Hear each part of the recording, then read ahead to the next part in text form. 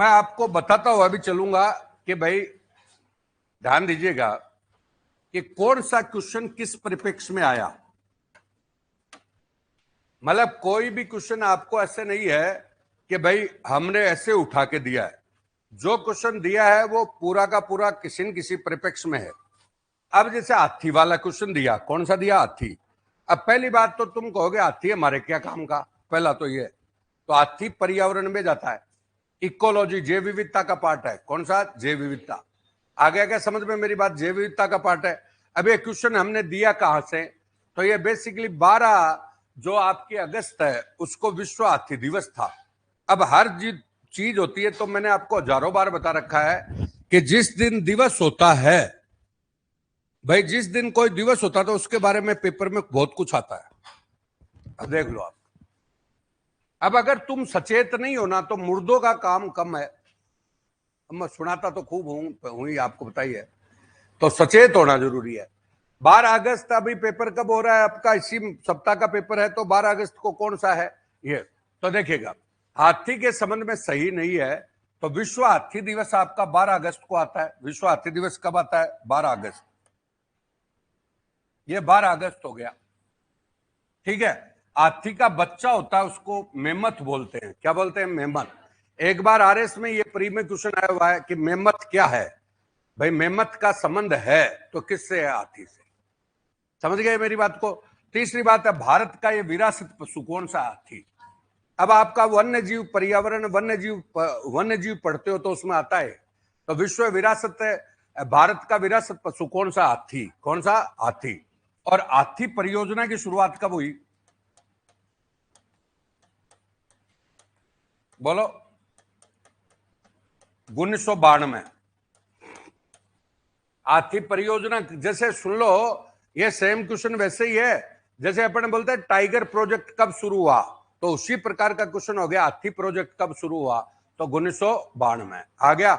और अगली बात है, सफेद हाथियों की भूमि किसको कहते हैं? इंडोनेशिया। तो ये सफेद हाथियों वाली गलत है, ये थाईलैंड आएगा। कौन आएगा? थाईलैंड। ये लो, सफेद हाथियों की भूमि कौन सी है? थाईलैंड है। बोलो, क्लियर है क्या? सारे क्वेश्चन आ रहे हैं इसमें। अब सुनो, इसमें और चीज आपको बताते हैं, थोड़ा सा सुनिएगा। बोलिए। अब हाथी को राजस्थान से जोड़ते हैं अपन। देखिए राजस्थान, राजस्थान में हाथी गांव कहां पर है? हाथी गांव है जयपुर में, बिल्कुल। कुंडा, कुंडा गांव कहां पर है? जयपुर। हाथी महोत्सव कहां पर होता है? हाथी महोत्सव भी जयपुर है। आरटीडीसी का हाथी महोत्सव होता है जयपुर। हो गया। और हाथियों की लड़ाई के चित्र भी कहां पर है? जयपुर। हाथी लड़ाई चित्र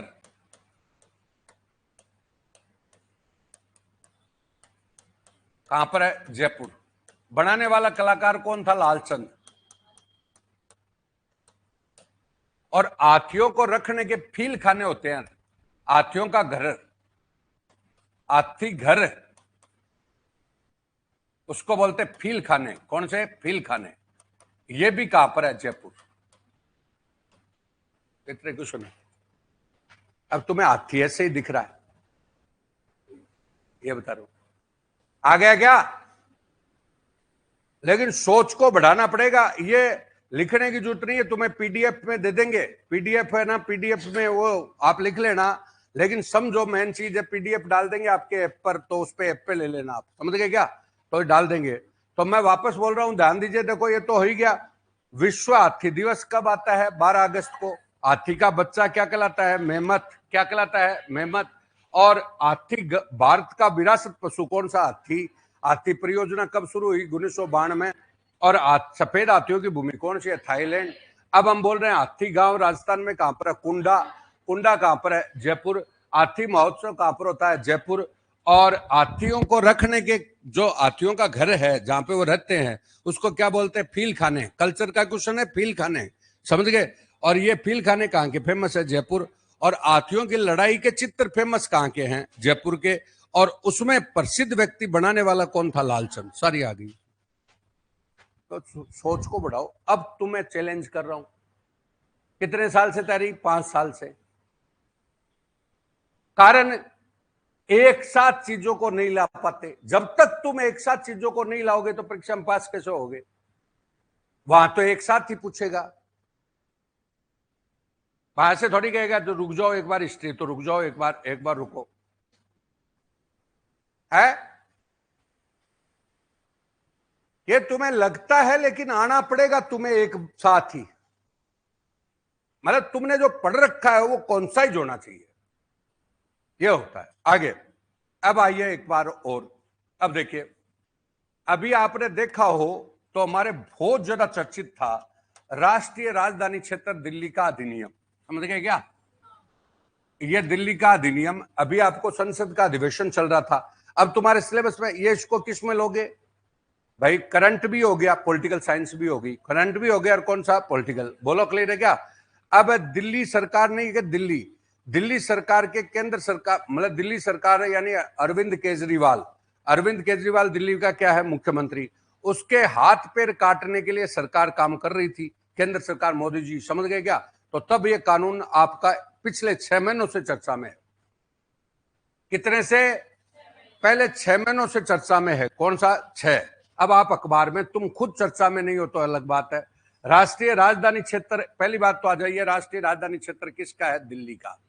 दिल्ली यानी दिल्ली। अच्छा अब बताओ, दिल्ली के राष्ट्रीय राजधानी क्षेत्र में हमारे कौन कौन से जिले हैं? अलवर, भरतपुर, और अब नए जिले बनने से क्या हो गया?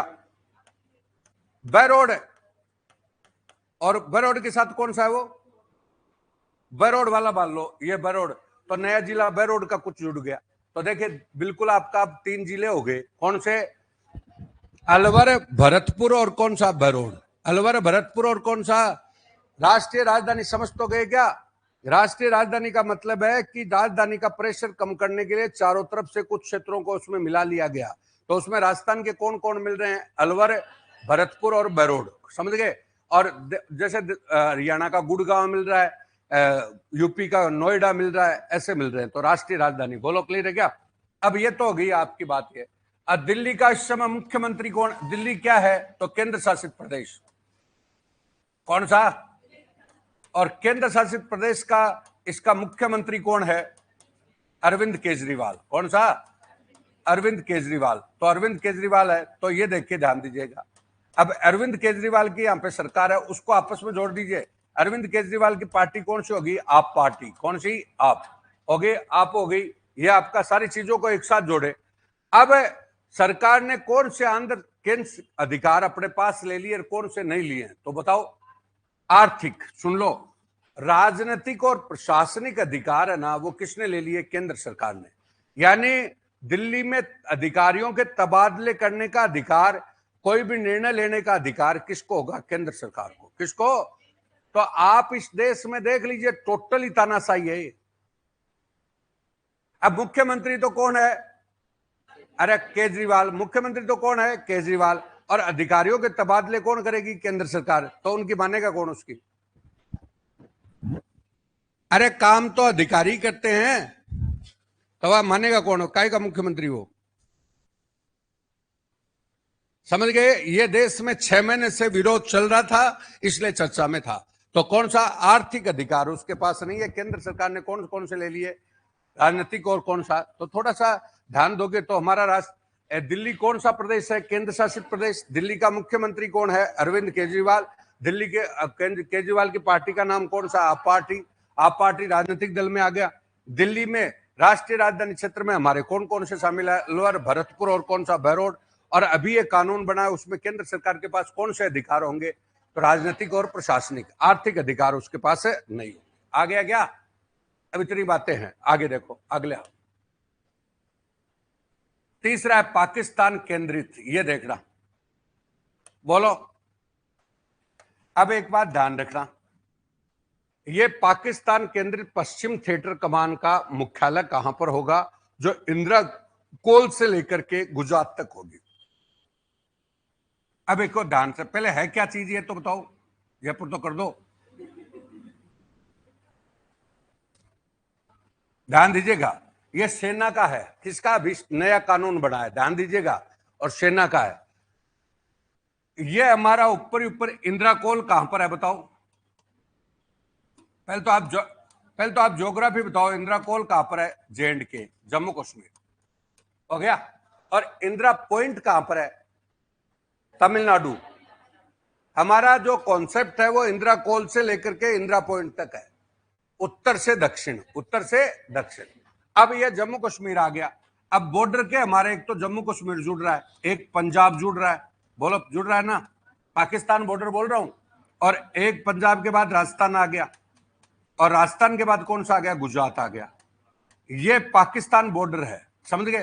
तो इस पाकिस्तान बॉर्डर वाले एरिया को मिला करके और इन्होंने एक पश्चिमी थिएटर बना दिया। क्या बना दिया? पश्चिमी थिएटर। कौन सा? पश्चिमी थिएटर, जहां पर तीनों सेनाओं का खेल होगा, जल, थल और कौन सा? वायु। वायुसेना, मतलब तीनों सेना एकीकृत होकर ऐसे अलग अलग काम नहीं करेगी, एक ही बना दिया जिससे आसानी से मुकाबला कर सके। अब इतनी बातें हैं, और इसका मुख्य लाभ का फिर क्या पर होगा? जब अब अखबार सही पढ़ोगे तो पता चलेगा। तुम सोचते हो मैं मुंह लिया हूं, फलाना कुछ भी लिया हो तुम, कोई फर्क नहीं पड़ेगा। मैं चैलेंज इसलिए कर रहा हूं कि थोड़ा सा तुम्हें जो पुरानी तुम्हारी दिमाग में फितूर है ना, उसको निकालो कि साहब एक मुम्मल ला करके या कोई सी किताब ला करके वो उससे कुछ नहीं होगा, चीजों को समझना पड़ेगा। अबे बिल्कुल बात आ गई। इंदिरा कोल पढ़ते हो तो किसका क्वेश्चन हो गया? ज्योग्राफी का। भाई इंदिरा कोल कहां पर है? जम्मू कश्मीर में।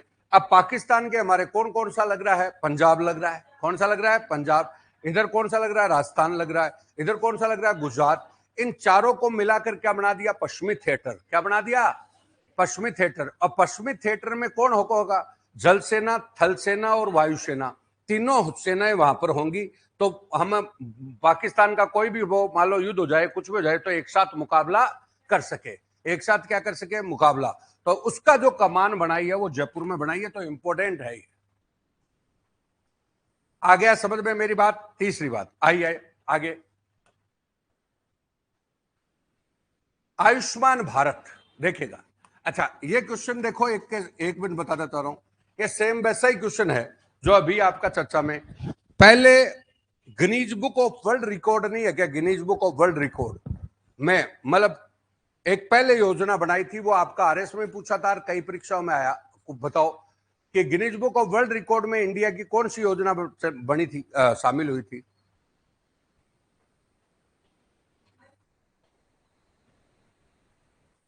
तुम्हें क्या मतलब? पहले सिलेंडर की सब्सिडी नहीं देते थे क्या? सिलेंडर की, तो सिलेंडर की सब्सिडी सबको ही मिलती थी पहले। अरे सिलेंडर सब्सिडी सबको ही मिलती थी, तो वो योजना थी पहल। कौन सी? पहल। अब वो पहल योजना है ना, वो सबसे जुड़ी हुई थी, क्योंकि आम आदमी सबसे जुड़ी हुई थी, सिलेंडर की सब्सिडी सबसे, तो उसमें सबसे ज्यादा सदस्य थे, तो वो Guinness book of world record में क्या हुई? शामिल। तो क्वेश्चन पूछा था पहल योजना। उसी प्रकार से दूसरी योजना कौन सी आ रही है? आयुष्मान। कि विजन होता है ना, विजन, विजन से पास होता आदमी। मैं तुम्हें डिमोलाइज नहीं कर रहा, विजन बता रहा हूं। विजन के बिना पास नहीं होता आदमी। नहीं तो आपके 20 लाख 17 लाख लोग, 10 लाख लोग रहते ही हैं, कौन तैयारी नहीं करता? मैं डिमोलाइज नहीं कर रहा। अब तुम्हें सुधारना पड़ेगा, चीजों को समझो। तो कॉलेज क्लियर हो गई है? मैंने क्वेश्चन क्यों दिया वो भी बता रहा हूं। अब वैसे आपका स्वास्थ्य टॉपिक में होता है तो उसमें आ गया। तो आयुष्मान भारत बोलो, आयुष्मान भारत की योजना कब शुरू हुई? ये लो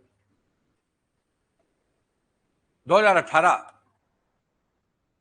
5 लाख का इसमें क्या है? बीमा। और किसको बीमा दिया जाता है? बीपीएल और कौन सा? अंत्योदय। अब सुन लो, अब कई लोग कहते हैं ना भाई, अशोक गहलोत की चिरंजीवी योजना और आयुष्मान में क्या अंतर है बताओ? अरे कई कई कई लोग है ना, वो सामान्यतः क्या एक ही कर देते हैं कि साहब अशोक गहलोत कुछ नहीं दे रहा, वो तो आयुष्मान ही दे रहा है, समझ गए? तो आयुष्मान और चिरंजीवी में क्या अंतर है ये बताओ? केंद्र राज्य तो सबको ही पता है। चिरंजीवी योजना सबके लिए है, सबका मतलब है, चाहे गरीब हो, चाहे अमीर हो, चाहे कोई भी हो। और आयुष्मान भारत केवल गरीब के लिए है, और इसलिए वो सार्वभौमिक स्वास्थ्य है, ये सीमित स्वास्थ्य है। यह है अंतर। अब कई महानुभाव जानते तो है नहीं, उसी योजना को चिरंजीवी बना दिया। चिरंजीवी सबके लिए है, गरीब हो अमीर हो कुछ भी हो, सबके लिए वो स्वास्थ्य योजना है। समझ गए क्या मेरी बात को? और वो केवल किसके लिए थी? बीपीएल और किसके लिए? इसके लिए आ गया। और अब वो तो अंतर हो ही गया, इसमें 5 लाख है उसमें 25 लाख है, उसमें 5 लाख और उसमें कितना हो गया? 25 लाख। तो इसमें 60 करोड़ लोग देश में जुड़ चुके हैं। आ गया तीसरी बात। अब आओ, भारत के दवा उद्योग में, अब उद्योग का टॉपिक है, और उद्योग का ही नहीं है ये टॉपिक है, बोलो एक चीज का और है, बोलो क्या? बोलो। ये दूसरा टॉपिक है। एक तो उद्योग तो है ही, इसके अलावा निर्यात भी है, विश्व व्यापार भी है। मेरे को कोई पेपर बनाने दे देना मेरे को, तो भाई साहब मजाक नहीं कर रहा कि वो तो छोड़ो, तो 40 ही नहीं आए, वो कहते सारे रह गए।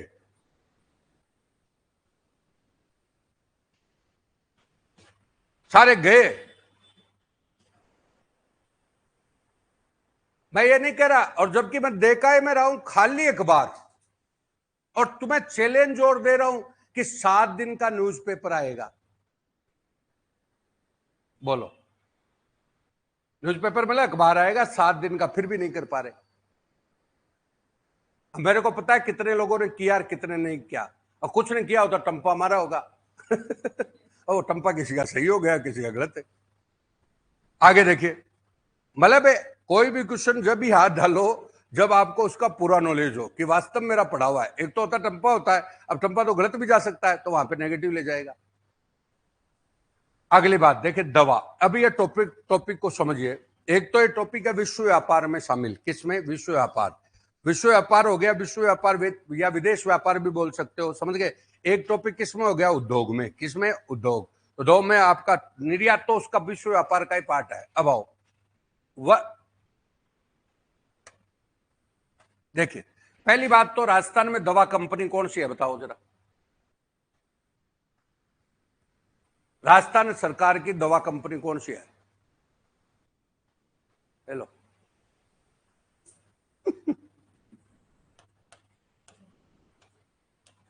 आरडीपीएल Jaipur. Rajasthan drug and pharmaceutical limited कहां पर है? Jaipur. Rajasthan drug and pharmaceutical limited कहां पर है? जयपुर। ये लो। तुम कहे नए वाले ऐसे मत सोच लेना कि साहब हमारे को तो पता ही नहीं चल रहा, इन पुराने वालों को भी कुछ पता नहीं चल रहा। मतलब नए वाले कभी दुखी हो कि साहब मन तो ये क्या पता क्या पढ़ा रहे हैं। मैं ये और कर रहा हूं, पुराने वालों को कुछ नहीं पता चल रहा। ये भी मन में मोतीराम ही है, 5-4 साल से ऐसे ही घूम रहे हैं।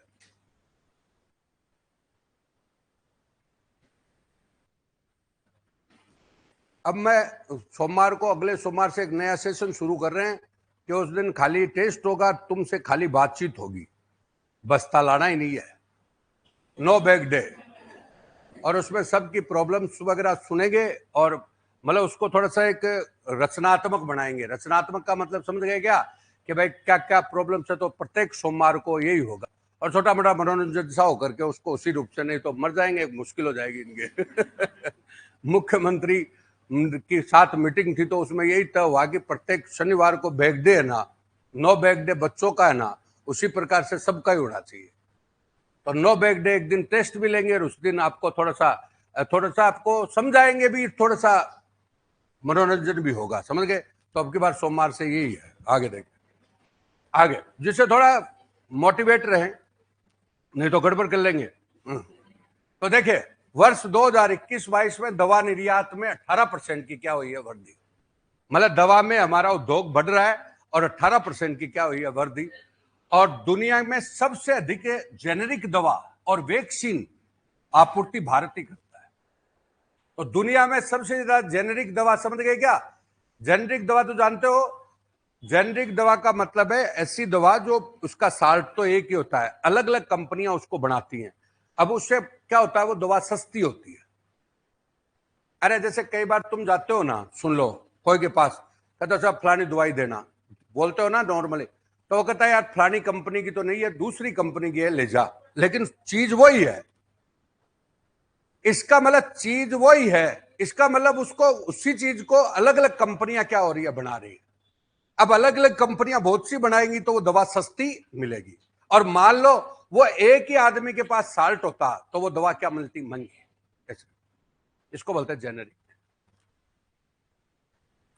आ गया क्या समझ में, मेरी बात क्लियर हो गई? तो ये जेनेरिक दवा और वैक्सीन, आप थोड़ा सा, मैं फिर बोल रहा हूं, व्यवहारिक थोड़ा पढ़ो, थोड़ा इससे मनोरंजन टाइप से जोड़ो और वास्तविकता से जोड़ो कि क्या हो रहा है। ऐसे नहीं कि साहब पुराना परंपरागत तरीका की साहब, तभी तो नहीं हो रहा। इनको अपनी पार्ट ऑफ लाइफ बनाओ। इनको अब जेनेरिक दवा को लिख लेगा, अब वो पता चलता नहीं। एकदम साफ सुथरी बातें जो अपन प्रैक्टिकल करते हैं वैसी करो, जब जाकर के तुम्हारे को अखबार और ये सब समझ में आएंगे। जेनेरिक दवा का भारत वैक्सीन हो गया, और दवा के क्षेत्र में भारत का विश्व में चतुर्थ स्थान है। कौन सा स्थान है? चतुर्थ। चतुर्थ नहीं, तीसरा है, तीसरा, थर्ड। ये लो, ये आंसर है इसका। दुनिया में अमेरिका, चाइना, और चाइना के बाद कौन आ गया? भारत। अमेरिका, चाइना और कौन सा? भारत। समझ गए? तो ये आपकी दवा के परिप्रेक्ष्य में बात आ रही है। बोलो क्लियर है? टॉपिक समझ में आ गया? अब आओ, एक ये आपका साइंस से भी जुड़ जाता है, इससे भी जुड़ जाता है। देखिए ये बहुत इंपॉर्टेंट है। दुनिया का पहला देश है जिसने डीएनए आधारित, कौन सा? डीएनए आधारित वैक्सीन विकसित करी है। डीएनए आधारित क्या करी है? वैक्सीन। मतलब कोरोना की जो डीएनए आधारित वैक्सीन नहीं है क्या, वो किसने बनाई थी? भारत ने। कोरोना की डीएनए आधारित वैक्सीन किसने बनाई थी? भारत ने। तो ये पहला वैक्सीन हो गया। तो ये भी आपका क्वेश्चन बनता है। तो देखिएगा 3 नंबर हो गया। छठा नंबर क्वेश्चन देखिए, 22वें विधि आयोग के अध्यक्ष हैं। अब 1 मिनट सुनना, 2 मिनट के लिए सुनो, 2 मिनट। अब पीके लोहरा है। अब आप आइए, एक एक चीज को छांटेंगे। ये तो हमारे राजस्थान के लोकायुक्त है, करंट अफेयर को ध्यान रखें। ये राजस्थान के क्या है? लोकायुक्त। राजस्थान के लोकायुक्त हैं, वर्तमान में करंट अफेयर हो रहा है। और आर लक्ष्मणन ननाये, ये राजस्थान उच्च न्यायालय के न्यायाधीश रहे, उच्च न्यायालय के मुख्य न्यायाधीश रहे।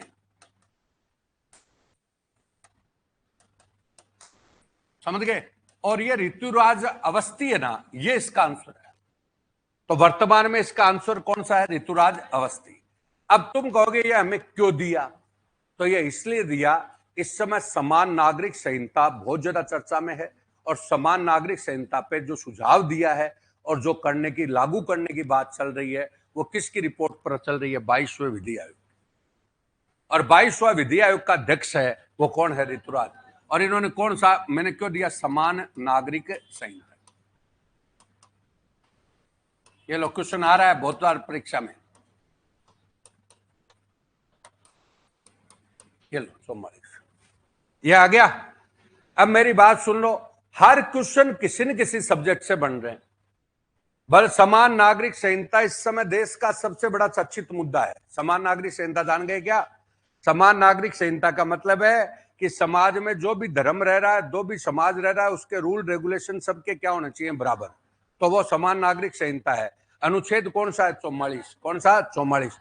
इस पर देश में सबसे ज्यादा क्या चल रही है? बहस चल रही है। उस पर जो आयोग ने रिपोर्ट दी है वो किसने दी है? राष्ट्रीय विधि आयोग। और राष्ट्रीय विधि आयोग कौन सा? 22वां। उस 22वें विधि आयोग का अध्यक्ष कौन है? ऋतुराज अवस्थी। हर ऋतुराज अवस्थी। समझ गए क्या? तो ये ऐसे समझना है, एक तरफ तो करंट आ रहा है, दूसरी तरफ सब्जेक्ट आ रहा है। अगले, सोनी परियोजना का संबंध कौन सी नदी से है? अब देखिए, ये सोनी है, सोनी परियोजना का संबंध है गुजरात से। अभी मोदी जी ने उद्घाटन किया था इसका, सोनी परियोजना। और ये किस पर बन रही है? नर्मदा पर। कौन सी पे? नर्मदा। नर्मदा नदी पर है, बिल्कुल क्लियर है। अब सुनना, नर्मदा नदी पर एक और परियोजना है, कौन सी है? सरदार सरोवर, सरदार सरोवर परियोजना। समझ गए? और सरदार सरोवर परियोजना कहां पर है? गुजरात में है। गुजरात में, बड़ौदा में। कहां पर है? बड़ोदरा। और इसी से हमारे बाड़मेर और जालोर को पानी मिलता है, और कई बार आ गया। चलो, और जिसमें फवारा क्या है? अनिवार्य। ये तो हजारों बार क्वेश्चन आ गया।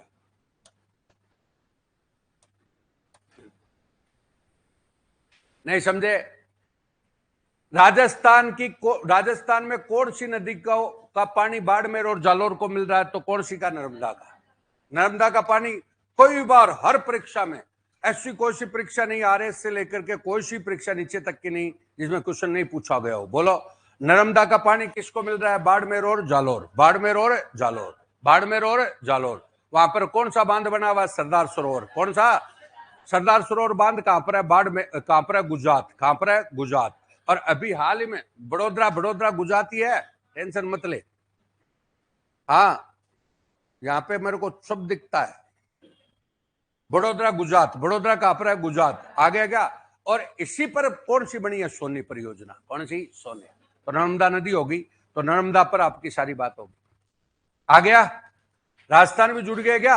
अब आओ, अब इन्हीं नदियों में नर्मदा, एक तो नर्मदा है और एक कौन सी? ताप्ती। कौन सी? ताप्ती। अब जोड़ो तुम्हारा, नर्मदा और ताप्ती आपकी कहां से निकल रही है? अमरकंटक मध्य प्रदेश, अमरकंटक एमपी, और ये भ्रंश घाटी वाली हैं, और पश्चिम में बहने वाली क्या है? नदी। अब 3 क्वेश्चन होते हैं इसमें। बोलो, नर्मदा और ताप्ती मध्य प्रदेश यानी बीच से निकलती हैं। कहां से निकलती है? बीच में। बीच में हो गया ना, मध्य प्रदेश हमारे मध्य भारत में है। बोलो, क्लियर है क्या? ये 2 ही नदियां ऐसी है जो पश्चिम में आती है। कहां पर आती है? पश्चिम। बाकी सारी नदियां कहां पर आती है? पूर्व में। कहां पर है? पूर्व। अब पश्चिम में कहां पर गिरती है? अरब सागर में। कहां पर है? अरब सागर में। और ये भ्रंश घाटी का क्या करती है? निर्माण। भ्रंश वाला सकड़ी घाटी का क्या करती है? निर्माण। तो ये लोटे टोल हो गए। अब इनमें मेरे भारत की नदियां दे रखा है, 10 दिन लगा देंगे मूर्खानंद, छोटी छोटी बातें। ये आ गया क्या? थोड़ी थोड़ी, ये कोई ज्यादा नहीं पूछ रहा। तुम कहां पर मर गए वो बता देता हूं। तुम मर गए कोई भी चीज की, कौन सी? अंदर तक चले गए, को तो लेकर गए अंदर, और अंदर लेके गए, वो अंदर जाते जाते वो ऊपर वाला भूलते गए। जहां तक अरब सागर तक पहुंचे तो अमरकंटक गया, क्योंकि उसके इतने गांव बना दिए, यहां जा रही है, यहां जा रही है, यहां जा रही है। क्या मतलब है अपन को? क्वेश्चन 3 आते हैं सीधे सीधे। और अब चाहे कितनी घुमा दो इस नदी को, उद्गम स्थल कौन सा? अमरकंटक। अमरकंटक हो गया। भ्रंश घाटी का निर्माण करने वाली क्या है? नदियां। पश्चिम में बहने वाली क्या है? नदियां। पश्चिम में बहेंगी तो कहां पर गिरेंगी? अरब सागर। कहां पर गिरेंगी? अरब सागर। नर्मदा पर कौन सा बांध बन गया? सरदार सरोवर। कौन सा? सरदार। हमारे राजस्थान को नर्मदा का क्या मिल रहा है? पानी। किसको? बाड़मेर और जालोर। वहां पर हमने फंवारा क्या कर रखा है? अनिवार्य। क्या कर रखा है? फंवारा अनिवार्य। कौन सी परियोजना जिसपे फंवारा अनिवार्य है? तो कौन सी? नर्मदा। कौन सी? अभी हाल ही में इसमें कौन सी परियोजना बनी है? सोनी। कौन सी? सोनी। सोनी कहां पर है? गुजरात। ये लो, घुमा लो, ये तो इतनी बात है। अब ऐसे चलेगा धीरे धीरे, इतने में 10 दिन में एक नदी चल रही है तो इतने में पिछले वाला भूलते गए। जितना अपने शरीर पर कष्ट दोगे ना, एक बार तुम्हें दर्द होगा। एक्सरसाइज आदमी करवाता है, एक्सरसाइज मेरे को सुबह करवाने आता है, तो वो कहता ये पैर को ऊंचा करो, तो भाई साहब ऊंचा करता, तो मेरे दूसरे दिन होता है मत आना तू यार, दिमाग मत खराब कर। समझ गए? तो एक बार तो कोई भी चीज में जाओगे तो एक बार तो दर्द होगा ही। अब तुमने क्या सीधा सीधा ऐसे होता है, इसमें जोर ही नहीं लगाया, तो जोर नहीं लगाया, तो जो जोर नहीं लगाते ना वो क्या करते? गड़बड़ है। अब स्वास्थ्य में तो आराम तभी आएगा जब पैर ऊंचा नीचा होगा। इजी सी बात है। वो तरीके को नहीं बदलोगे, आराम तो, अब जैसे कोई, मैंने क्या कहा, वो एक्सरसाइज नहीं कर रहे तो आराम तो मिल ही रहा है, आगे कोई कुछ नहीं हो रहा। अब वो जो ही कहता हाथ को ऐसे ऊपर रखो थोड़ी देर, तो वो नहीं रखे जाते, नहीं रखे जाते तो ऐसे दर्द होता है, छोड़ रहे यार। तो अगर तुम्हें जीना है तो करना पड़ेगा, वही बात, तुम्हें अगर पास होना है तो करना पड़ेगा। आगे सोनी परियोजना आ गई, उसके बाद देखिए कौन सा है? उधर ही है, सारे आगे क्या? ये नीति आयोग के अनुसार, अब सुनना, ये थोड़ा क्वेश्चन डिजाइन में गलत हो गया, वैसे बता देंगे। नीति आयोग के अनुसार देश के पिछड़े जिलों में, डेल्टा जिलों में शामिल है सबसे, इसमें ऐसे लिखना चाहिए था, देश के सबसे पिछड़े जिले नहीं, जिले, जिला, जिला बोलो, जिला नहीं, जिला में शामिल है। बोलो। अब बिल्कुल सही आपने नू बोला, ये लो। अब देखो मैं इसको किस परिप्रेक्ष्य में लाया हूं। नू चर्चा में रहा देश में, हुआ ना। अब अपन को ये कोई नहीं पूछेगा हाल ही में दंगा कहां पर हुआ, कोई नहीं पूछेगा, लेकिन नू हाईलाइट तो हो गया तो वो पूछेगा। अब ये क्वेश्चन तुम्हारे सेकंड ग्रेड में आया, डेल्टा रिपोर्ट। अब डेल्टा रिपोर्ट इनकी ऐसी हुई कि डेल्टा इनको पता ही नहीं चला, ये डेल्टा बना दिया सुंदरबन डेल्टा।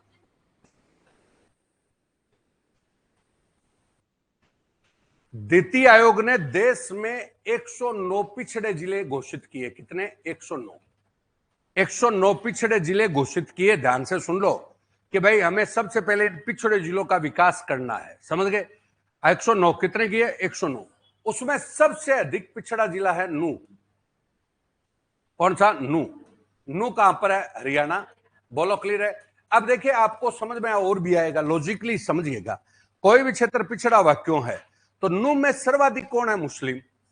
अब आप जनसंख्या पढ़ते हैं तो सबसे कम साक्षरता किसकी? मुस्लिम।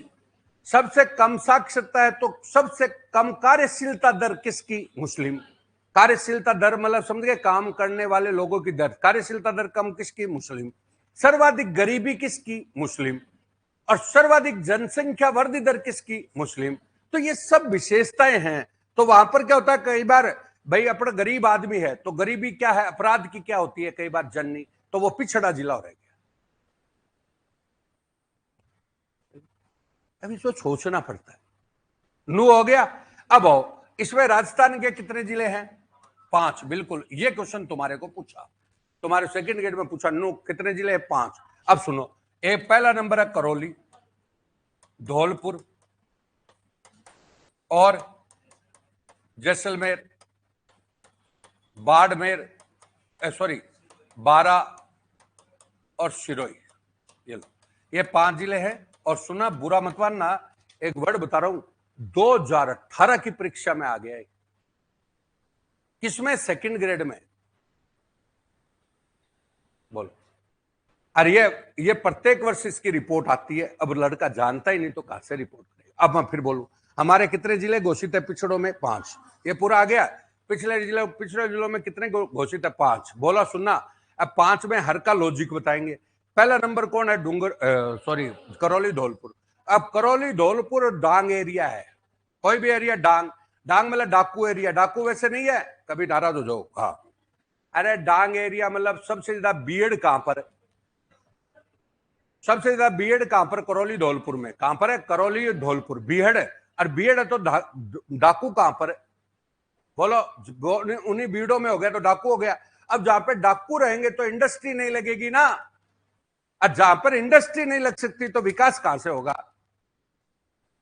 डाकू लूट ले जाएंगे, वो पर्ची देके जाते हैं ना, कल 2 लाख देना, तो काय को जाएंगे वो? अरे तुम्हारे एरिया में करौली धौलपुर वाले नहीं हो क्या तुम? तो वहां पे थोड़ा सा 2 रुपया कोई ज्यादा कमाता है उसको पर्ची, तो काय को क्या लेने जाएगा बिजनेसमैन में? तो धौलपुर करौली पिछड़ा रह गया। बोलो क्लियर रह गया। अब आ जाओ, तीसरा नंबर कौन सा? जैसलमेर। जैसलमेर मरुस्थलीय क्षेत्र। एक बार लॉजिक बोलते जाओ। सर्वाधिक सर्वाधिक व्यर्थ भूमि कहां पर? जैसलमेर। सर्वाधिक बालू का स्तूप कहां पर? जैसलमेर। सर्वाधिक बंजर भूमि कहां पर? जैसलमेर। जब भूमि नहीं है तो स्वाभाविक खेती वेती का जुगाड़ नहीं है, तो ऑटोमेटिक पिछड़ा जिला रह गया। आ गया 3। चौथी बात कौन सा? 12 आदिवासी क्षेत्र। सर्वाधिक आदिवासी अब किशनगढ़ है, किशनगंज है, शाहबाद है, वो 12 में कौन रहते हैं? शहरिया। अब जहां पे आदिवासी क्या है, आदिवासी बाहुल्य क्या है? ज्यादा, तो पिछड़ा रह गया। आ गया चौथा नंबर कौन सा? 5वां कौन सा? सिरोही। पहाड़ी एरिया है। सर्वाधिक अरावली कहां पर हो गई? सिरोही। अब सिरोही में सर्वाधिक अरावली, तो पहाड़ी एरिया, तो विकास नहीं हो पाया। बड़ा समझ के पढ़ो, आनंद लो इनका, और नहीं तो तुम्हें ना ऐसे रटते हो ना, कुछ नहीं रटा जाएगा। मेरे को कई लोग कहते हैं कि साहब आपके इतना रटा क्यों, मतलब इतना कैसे बता देते हो? तो मैंने कहा मैं ऐसे नहीं बता पाता, मतलब मैं आनंद लेता हूं, मजा लेता हूं। मैंने फिक्स कर लिया कि पढ़ना है तो तरीके से ही पढ़ना है, और नहीं तो पढ़ना ही नहीं। 14 घंटे पढ़ो, तो ये टोटल आपकी बात हो गई। बोलो क्लियर है क्या? कोई दिक्कत है इसमें? और सब तुम्हारे सिलेबस से जुड़ रहे हैं, सब के सब, और आए हुए क्वेश्चन है। बोलो। और करंट से उसको मैंने ऐसे जोड़ दिया कि नू कैसे रहा था। बोलो, नू क्या रहा था अभी हाल ही में चर्चित। राष्ट्रीय राजधानी क्षेत्र अभी हाल ही में क्या रहा चर्चित। सब चर्चित को क्वेश्चन दिए हैं, सब चीजें। आगे देखिए अगला, भारत वन राज्य वन रिपोर्ट 2021 में, अभी वन रिपोर्ट आई थी 2021 में, वन रिपोर्ट आई ना। अब तुम ऐसे बोलोगे कि ये क्वेश्चन क्यों दिया, तो ध्यान दीजिएगा, देश में एक कानून बना है वन का भी। अभी हमारे देश में 3-4 कानून बने, जैसे राजस्थान में 3-4 कानून बने ना, उसी प्रकार से संसद का, केंद्र में संसद ने कानून बनाए, तो उसमें एक वन कानून बना है। कौन सा वन, उस समय चर्चा में रहा है। अब वो पहले वन कानून बताता हूं, ध्यान से सुनो। ये है नीचे नीचे, और इसका आंसर भी यही है। और वैसे बता देता हूं, एक मिनट सुनना, वो बताएंगे बाद में, ये तुम्हें समझ में आएगा कैसे।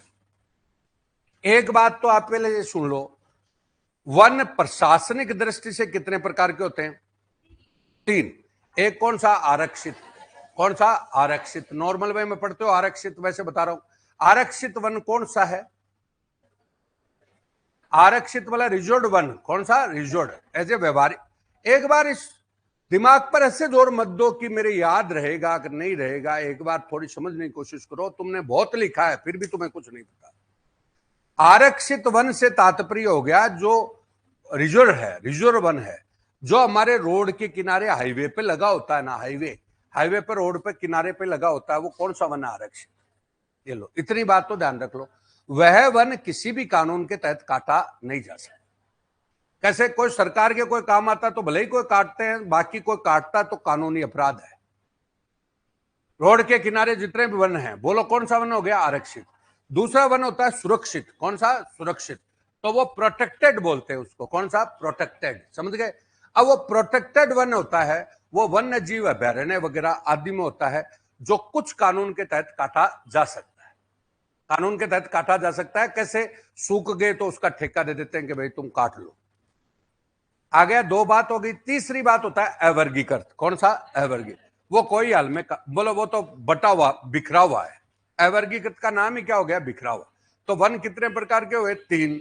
आरक्षित, संरक्षित और अवर्गीकृत। अब तुम खुद देखो, सबसे ज्यादा वन कौन से हो सकते हैं? अब ढट्टी हुए मत बोलो, मूर्खानंदो।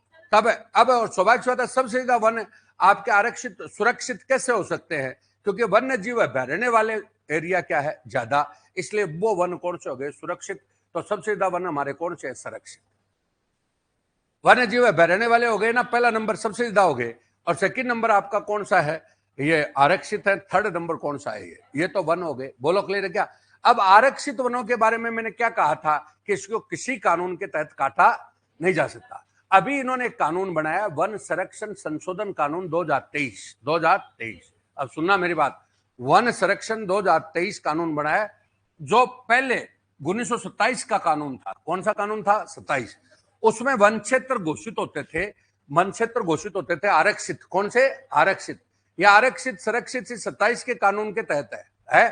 तो इन्होंने ये कानून बनाया, तो वो कहता है इस कानून के तहत वो घोषित क्षेत्रों को अनारक्षित कर दिया।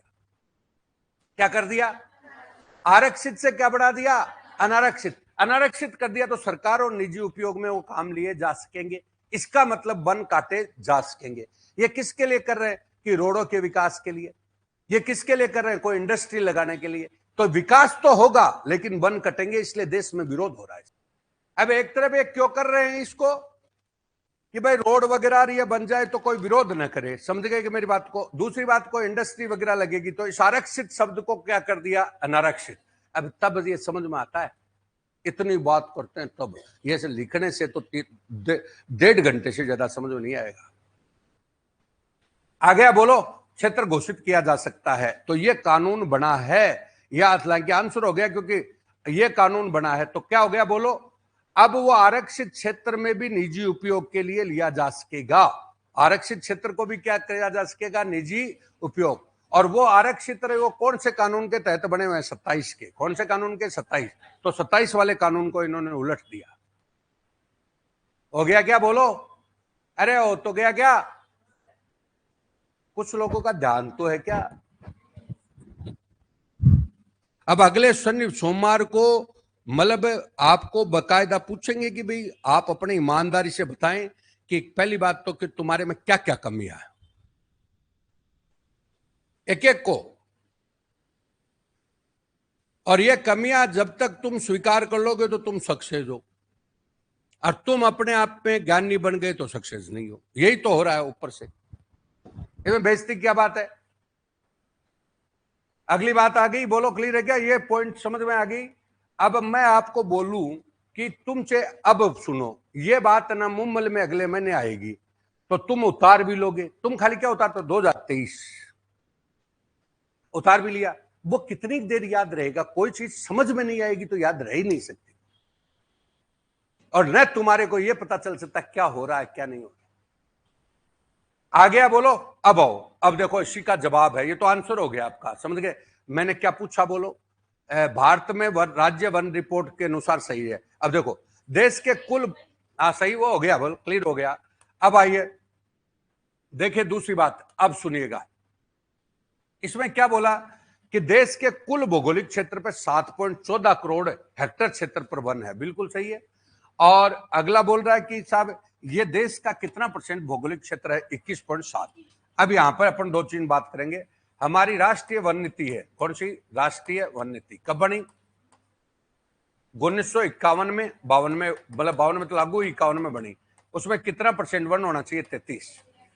कितना परसेंट वन होना चाहिए? 33। पहाड़ी एरिया में कितना होना चाहिए? 66। कितना होना चाहिए? 33। और पहाड़ी एरिया में कितना होना चाहिए? 66। समझ गए?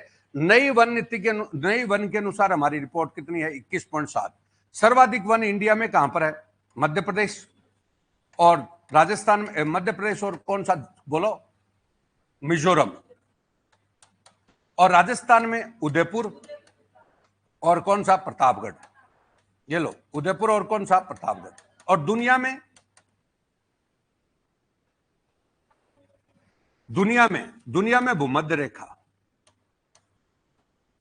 भूमध्य रेखा हो गया। अब भूमध्य रेखा पर दो महाद्वीप है, एक आपका कौन सा? दक्षिणी अमेरिका, और एक कौन सा? अफ्रीका। और दक्षिणी अमेरिका में क्या है? अमेजन, जो दुनिया का फेफड़ा है। ये सारे क्वेश्चन हो गए। अभी इसमें एक तो ये होता है, राजस्थान है मेरे को, क्या होता है राजस्थान? खाली इसमें यही तो लगाना है। अब मैं बोलूं दुनिया में वन सबसे ज्यादा कहां पर है? भूमध्य रेखा पर। एक बार बात कर रहे हैं खाली भूमध्य रेखा पर दुनिया में सबसे ज्यादा वन है। भूमध्य रेखा पर दुनिया में सबसे ज्यादा क्या है? वन। बोलो क्लियर है क्या? भूमध्य रेखा पर सबसे ज्यादा क्या है? वन। भूमध्य रेखा पर कितने महाद्वीप है? दो, एक दक्षिणी अमेरिका और एक कौन सा? अफ्रीका। दक्षिणी अमेरिका और कौन सा? अफ्रीका। दक्षिणी अमेरिका में कौन सा? अमेजन। अमेजन आपका सबसे ज्यादा वन हो गया, बाद में अफ्रीका में। समझ गए क्या मेरी बात को? अब दो महाद्वीप हो गए। अब अगले आए, इसको दुनिया के फेफड़े क्यों कहा गया है? यहां पे इतने वन हैं जो दुनिया की 20% ऑक्सीजन डेवलप करते हैं। कितनी ऑक्सीजन? 20। हम क्या बोलो, पेड़ हमें क्या देते हैं? ऑक्सीजन। तो दुनिया की 20%, तो दुनिया की क्या हो गई? फेफड़े। आरएस में आ गया, आ गया। फिर हम कहां पर रहते हैं? भारत। तो भारत में वन कितने हो गए? मध्य प्रदेश कहां पर है? मध्य प्रदेश। और मिजोरम कहां पर है? मिजोरम। अरे ओवरऑल तो कहां पर हो गए? मध्य प्रदेश। प्रतिशत में कहां पर हो गए? मिजोरम। और राजस्थान में उदयपुर और कौन सा हो गया? प्रतापगढ़। ये लो हो गया, ये। और अब फिर राजस्थान का परसेंटेज और लगाओ तो 9.6 हो गया, 9.6। अब नीति भी हो गई और सारी चीज आ गई। थोड़ी कोशिश तो करो। अब हम एक तो क्या है, सिलेबस को बांट देते हैं, मेरा राजस्थान में है, कुछ नहीं करना। उससे तुम्हारे को क्या फायदा होगा? करंट वरंट पढ़ोगे ना, तब समझ में आएगा वो। अब आओ, अब एक लॉजिक और बता देता हूं तुम्हें, बोलो क्या? जहां जहां वन है वहां वहां आदिवासी है। तो दुनिया में सर्वाधिक आदिवासी कहां पर है? भूमध्य रेखा पर। और कौन से महाद्वीप में? अफ्रीका और दक्षिण अमेरिका। भारत में सर्वाधिक आदिवासी कहां पर है? मध्य प्रदेश और मिजोरम में। और राजस्थान में सर्वाधिक आदिवासी कहां पर? उदयपुर और प्रतापगढ़, डूंगरपुर। लॉजिक है, पर लॉजिक काय को लगाए? जोर आता है इसमें।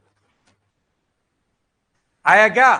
अब तीसरी बात इसने कहा, वर्ष, अब ये कह रहे हैं, ये जो सारी बात आई कि 2011 से 21 के दौरान भारत के वन आवरण में महज 0.6% की क्या हुई है वर्दी। अब ये आप नेगेटिव बात समझ सकते हो कि साहब पहले से ही हमारे तो वनों में वर्दी नहीं हो रही, आप इनको और काट दोगे तो सारा खेल खत्म हो जाएगा। अरे कितने परसेंट वन की वर्दी हुई है 10 साल में, बोलो 0.6। तो ये क्या कहना चाह रहे हैं कि 0.6 की वर्दी हुई है इतने सालों में, 10 साल में, तो अगर आप और काट दिया तो खेल ही खत्म हो जाएगा। आगे इसलिए एक वर्ड बोल दूं क्या 2 मिनट के लिए, बोल दूं, नाराज मत होना। जिस देश का राजा व्यापारी बन जाए उस देश का पतन सुनिश्चित है। कौटिल्य ने कहा है, मैंने नहीं कहा, क्योंकि नहीं तो मेरे को कोई नौकरी से निकाल देंगे, वो एक को तो निकाल दिया। आ गया, बोलो क्लियर है क्या? जिस देश का राजा केवल व्यापार की सोचे, केवल व्यापार की, तो उसमें कहीं न कहीं लास्ट में मरेगा। अबे केवल व्यापार की सोच रहे, व्यापार का मतलब कुछ भी हो, मतलब हमारी सड़कें बढ़िया बननी चाहिए, लोग ऐसे देखे तो लास्ट में सांस कैसे लोगे? तो एक आपको मैंने टॉपिक पढ़ाया था सस्टेनेबल डेवलपमेंट, कि तुम तुम्हारे बच्चों के लिए मकान छोड़ जाओगे, गाड़ी छोड़ जाओगे, बंगला छोड़ जाओगे, क्या सांस लेना थोड़ी छोड़ जाओगे?